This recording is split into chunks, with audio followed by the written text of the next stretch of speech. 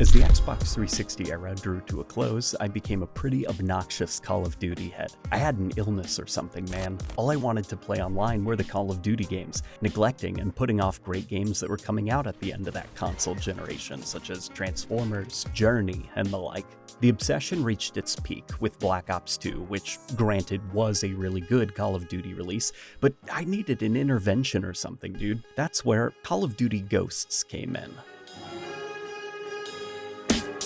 Look, I know Call of Duty Ghosts is having this weird, it wasn't so bad in hindsight period right now, but I can tell you, when the game came out, it was not receiving the weird praise that it gets now.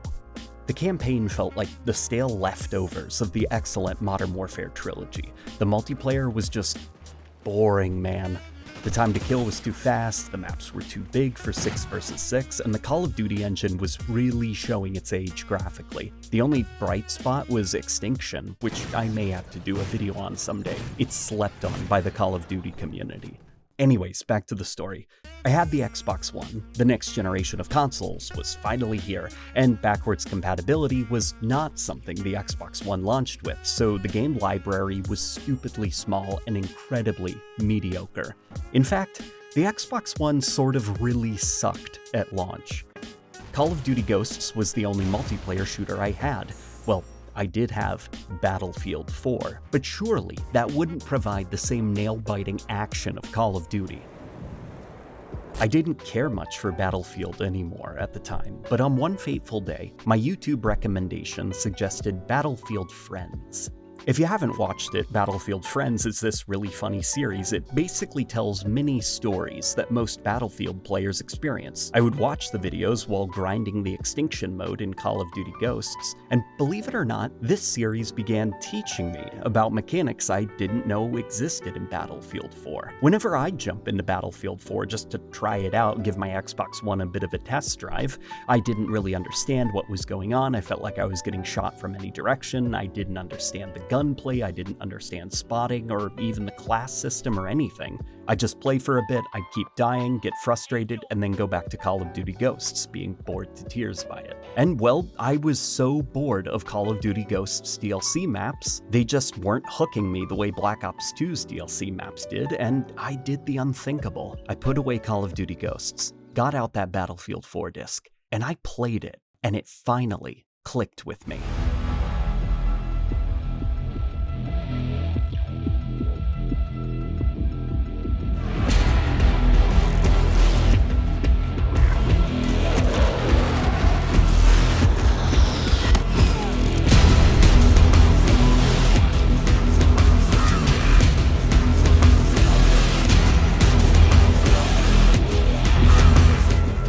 Mechanics that used to go over my head like the squad system, the spotting mechanic, etc., were things I was now using thanks to Battlefield Friends teaching me how they actually work. I even found a class I really enjoyed, Support, complete with its janky, glitchy Battlefield 4 bipod system that DICE never really figured out how to get working right. By the time I began playing Battlefield 4, a lot of the serious launch issues were mostly fixed, and the crashing had been reined in a tad. It was a playable experience for the most part, and it blew my mind. Before Battlefield 2042, Battlefield had this trademark, heavy feeling to its soldier movement that used to put me off as a Call of Duty fan, but as I played, I began to appreciate and eventually prefer how that made me feel more grounded and immersed on the maps and during gunfights. I felt less like a floating camera with arms, and more like a real 200-something pound dude with extra pounds of gear on my back.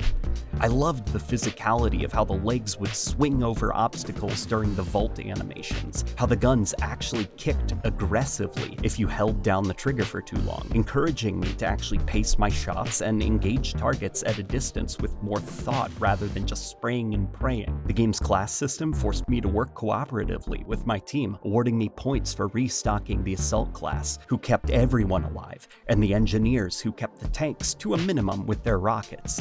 But my favorite part of the game was the destruction, man. After so many years of Call of Duty's static maps, the skyscraper collapse or the dam bursting was just insane. It was happening in real time, but it felt like something you'd see in a scripted campaign. Call of Duty Ghosts had this hilariously lame attempt at environmental destruction that was more or less limited to that tree on that one map will fall over if you shoot it.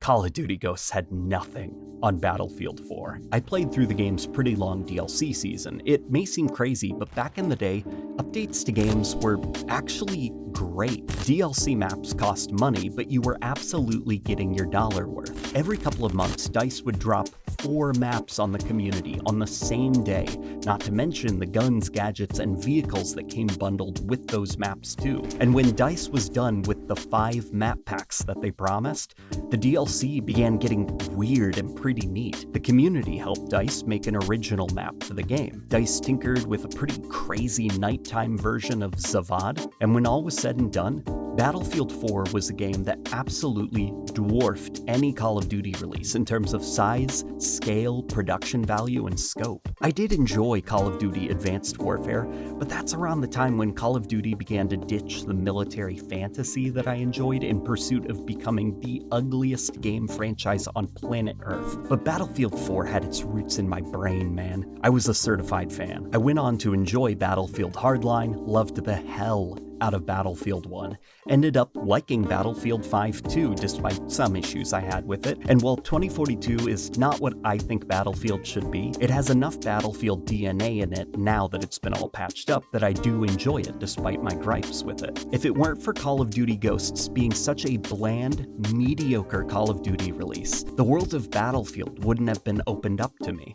Battlefield 4 is still one of my favorite shooters of all time. Its presentation is beautiful. Gameplay is damn near perfect for me. It looks incredible too, and while yes, it is much buggier than Battlefield 3, it still plays brilliantly. And thanks to the server browser, finding games has never been easier. I love Battlefield 4. Thanks to the experiences it gave me, it permanently changed how I view modern shooters. And even though future games in the series began to deviate from its gameplay formula, I don't think I'll ever truly check out of the Battlefield franchise, even when it is at its lowest point, because I'm always going to be chasing that rush, that thrill that Battlefield 4 gave me all those years ago.